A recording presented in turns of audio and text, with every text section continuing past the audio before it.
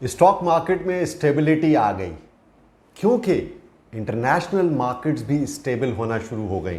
जैसा कि आप जानते हैं, पिछले हफ्ते अमेरिका और जापान के अंदर बहुत ज़बरदस्त मंदी आई थी और उसकी वजूहात से मैंने अपनी वीडियोस में आगाह भी किया था। इसके बाद पाकिस्तान स्टॉक मार्केट में भी संभाला आया और मार्केट ने 77,000 का जो बॉटम बनाया, वहां से आज मार्केट 78,500 के ऊपर इंडेक्स क्लोज हुआ है। और इसकी क्या वजूहात हैं, आज इस वीडियो में हम उसका भी जिक्र करेंगे। और इसके अलावा मैक्रो इकोनॉमिक इंडिकेटर्स में क्या बेहतरी आ रही है और कौन से स्टॉक्स में बाइंग करनी चाहिए, किसके मुनाफे में इजाफा हो रहा है। इन सब बातों को जानने के लिए मेरी वीडियो आखिर तक ज़रूर देखिएगा and don't forget to subscribe my channel.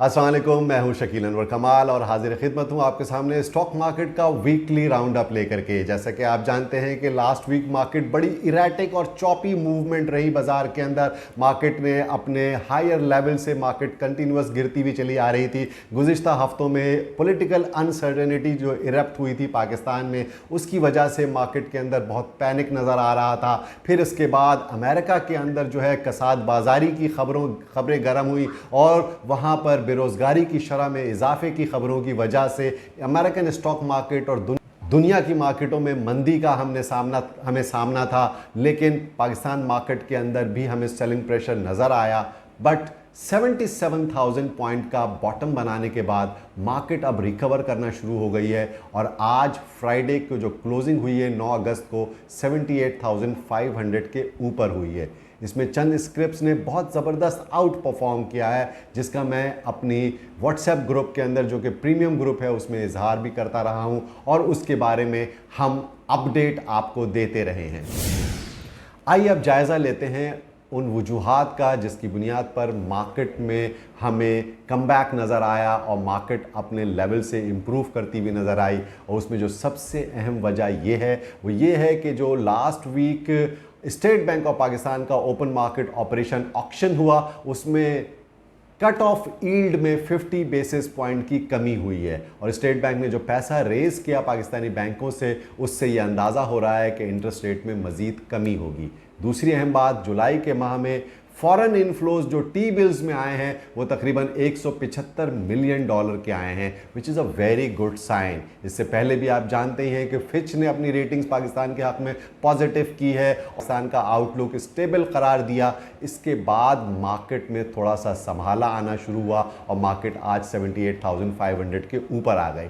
लेकिन जो सबसे अहम वजह है वो ये है कि इंडेक्स के अंदर तो मंदी तेज़ी छोटी मोटी होती रहेगी, लेकिन मार्केट में जो कंपनियां अच्छा परफॉर्म कर रही हैं, जिनके प्रॉफिट अच्छे अनाउंस हो रहे हैं, जिनकी डिविडेंड यील्ड्स अच्छी हैं, वो आउट परफॉर्म करते हुए नजर आ रहे हैं। और जिन कंपनीज के बारे में कोई बुरी खबर है तो वहां पर हमें सेलिंग प्रेशर भी नजर आता है। तो मार्केट में अगर काम करना है तो इंडेक्स मत देखिए, आप अपनी आइटम्स को देखिए, अपने सेक्टर्स को देखिए और उसमें काम कीजिए। मैं पिछले कई हफ्तों से 3 कंपनीज के साजगार engineering, Airlink and Toms CL, इन तीनों के बारे में आप लोग बखूबी वाकिफ़ हैं कि ये तीनों कंपनीज ने कितना बेहतरीन परफॉर्म किया है और कितना उसके अंदर हमने एडवांटेज गेन किया है।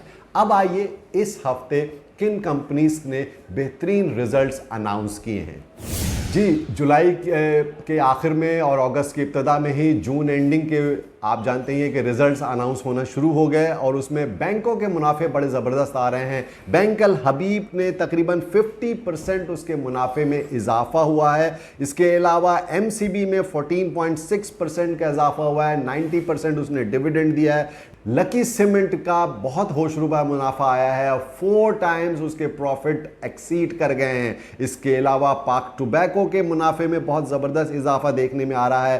बाद crescent steel and allied products के ऑलमोस्ट डबल हो गया है प्रॉफिट।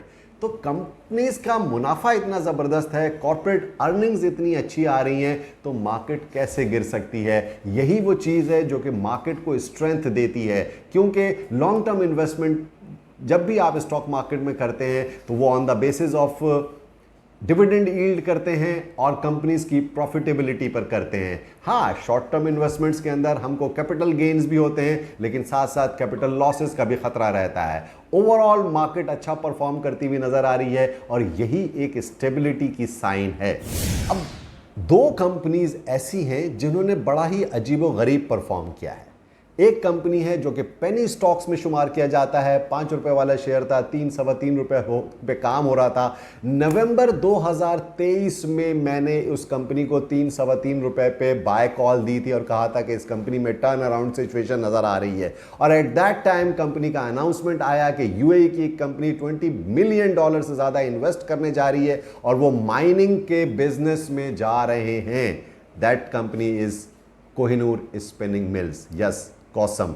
उसमें उस वक्त स्पाइक आया था और 5 सवा 5 रुपए तक, 5.5 रुपए तक उसकी प्राइस चली गई थी, लेकिन फिर वो 4 सवा 4 पे स्टेबल हो गया था और अब गुज़िश्ता एक हफ्ते के अंदर उसने 5.5 का लेवल क्रॉस किया और आज वो 6 रुपए 82 पैसे पे अपर लॉक लग गया है। तो कंपनीज जिनके अंदर कोई फंडामेंटल चेंज आ रहा है, जिसके अंदर कोई बड़ा चेंज एक्सपेक्ट कर रहे हैं, बहुत सारी कंपनीज हैं जो कि डाइवर्सिफाई बिजनेस के अंदर जा रही हैं, अपने बिजनेस को डाइवर्सिफाई कर रही हैं, अपने इन्वेस्टमेंट्स इंजेक्ट कर रही हैं। उसकी वजह से कंपनी के प्रॉफिटेबिलिटी में इन फ्यूचर बहुत फ़र्क आ सकता है, कंपनी की स्केलिंग में फ़र्क आ सकता है और कंपनी की प्राइसेस में भी एक अच्छा जंप मिल सकता है।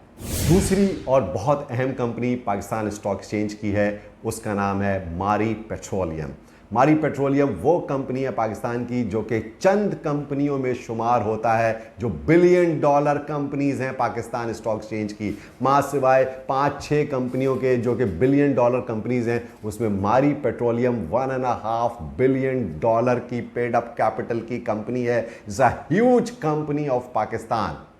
अब हुआ यह है कि इस कंपनी ने बड़ा ज़बरदस्त मुनाफा अनाउंस किया, क्योंकि इसका मुनाफा तो पहले भी बहुत अच्छा था, लेकिन इस दफ़ा इसका मुनाफा ऑलमोस्ट डबल हो गया है। 2021 में इसकी अर्निंग पर शेयर थी 235 रुपए, 2022 में इसकी अर्निंग पर शेयर थी 248 रुपए, 2023 में 420 रुपए के ऊपर इसकी अर्निंग पर शेयर थी और 2024 की जून 30 को जो ईयर एंड हुआ है, इसमें इनकी earning per share 579 rupees fee share I है और 77 अरब रुपए से जायद का मुनाफा इस कंपनी ने एक साल में कमाया है।